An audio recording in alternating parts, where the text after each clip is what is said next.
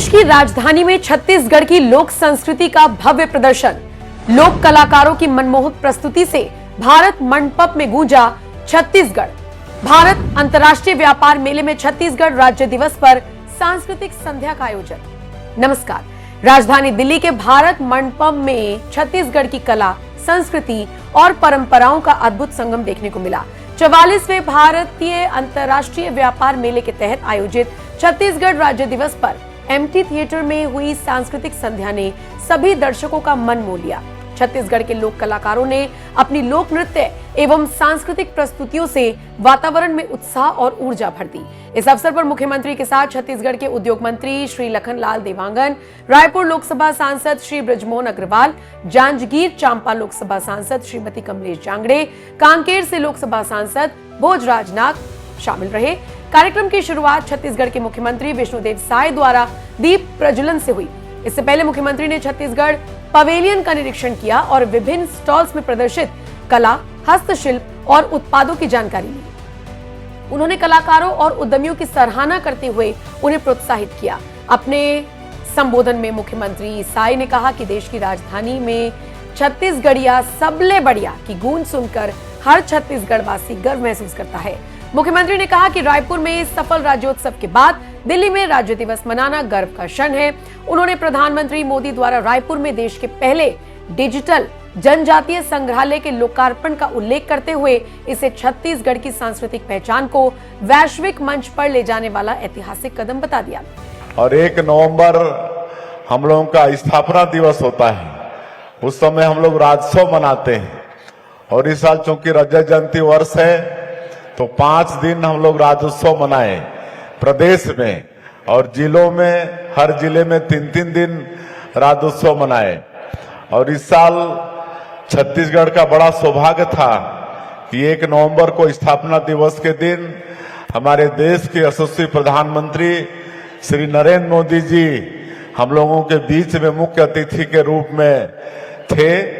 और हमारे प्रदेश का विधानसभा का भी रजत जयंती वर्ष है, और इस अवसर में हमारे प्रदेश का विधानसभा का भवन भी नया बनके तैयार हुआ है, जिसका भी लोकार्पण माननीय प्रधानमंत्री जी ने किया।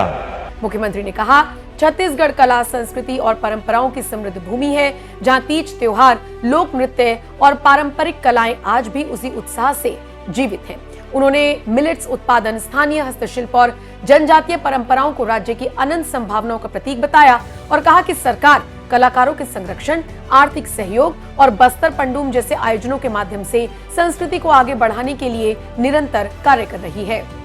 इस अंतर्राष्ट्रीय व्यापार मेला में आने का मुझे सौभाग्य मिला।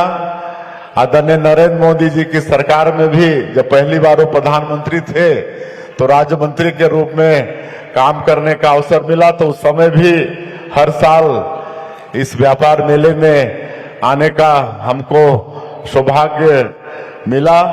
तो आज आप सब लोगों से मिलके बड़ी खुशी हो रही है। और वास्तव में आज हमारे प्रदेश के बहुत से कलाकार भी आए हैं, और हमारे प्रदेश में जो वहाँ के नृत्य वगैरह हैं, कर्मा, झूमर, सुआ, दंडा, नाच, ये सारे जो नृत्य हैं, और वास्तव में ये सारे नृत्य गायन ये कोई मनोरंजन के साधन ही नहीं बल्कि हमारे छत्तीसगढ़ की वो आत्मा है, और छत्तीसगढ़ के लोगों को जोड़ के रखने का एक माध्यम है। मुख्यमंत्री ने सभी नागरिकों को छत्तीसगढ़ आने और इसकी सादगी, सांस्कृतिक संपन्नता और प्राकृतिक सुंदरता का अनुभव करने का आमंत्रण भी दिया।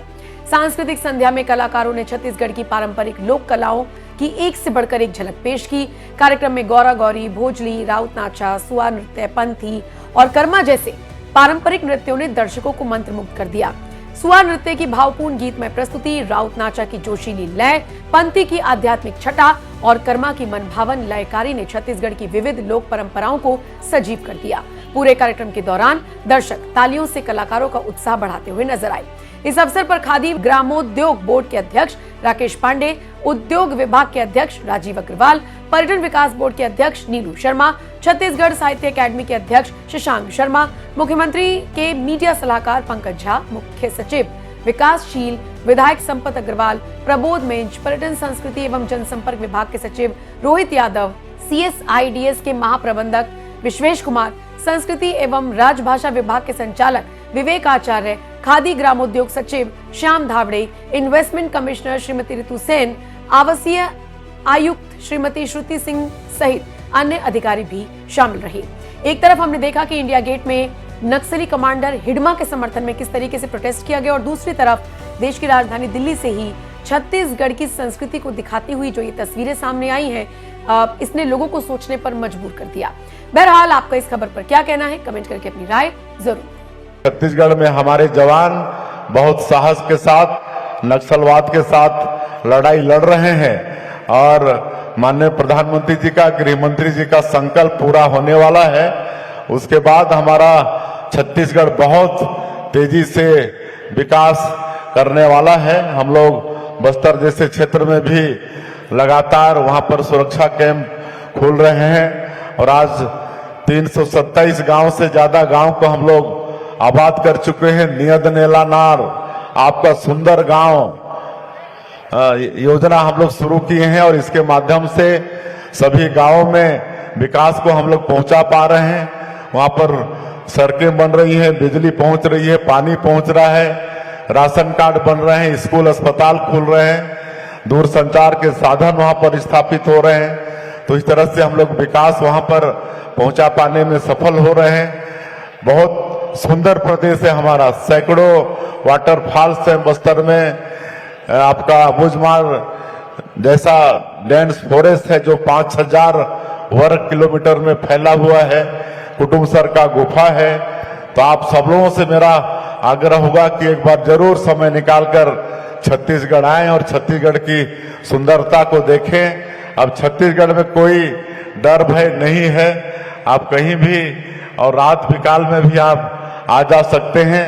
ऐसी स्थिति छत्तीसगढ़ में निर्मित हो गई है और आज आप सब लोग कल्चरल प्रोग्राम देखने के लिए यहाँ पर आए हुए हैं। ये ज्यादा भाषणबाजी का समय भी नहीं है, इसलिए आप सब लोग आज छत्तीसगढ़ राज्य दिवस में यहाँ पर पधारे हैं। अब मैं फिर से एक बार छत्तीसगढ़ प्रदेश के मुख्यमंत्री के नाते आप सभी लोगों का बहुत बहुत स्वागत करते हुए, अभिनंदन करते हुए अपनी बात समाप्त करता हूँ। जय हिंद, जय छत्तीसगढ़।